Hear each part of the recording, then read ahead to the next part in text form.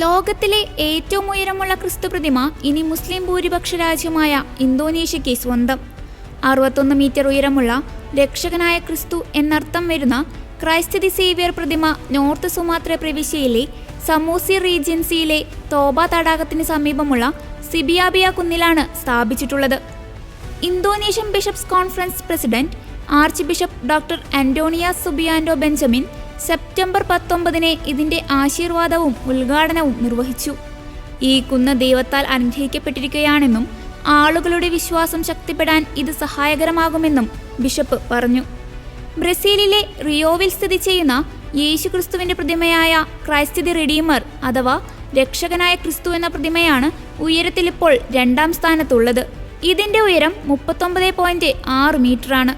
Indonesian സന്ദർശനത്തിനിടെ ജക്കാർത്തയിലെ Vatican സ്ഥാനപതി കാര്യാലയത്തിൽ വെച്ച് ഈ പ്രതിമയുടെ ചെറുപതിപ്പ് ഫ്രാൻസിസ് മാർപ്പാപ്പയെ കാണിക്കുകയും മാർപ്പാപ്പ അത് ആശീർവദിക്കുകയും ചെയ്തിരുന്നു.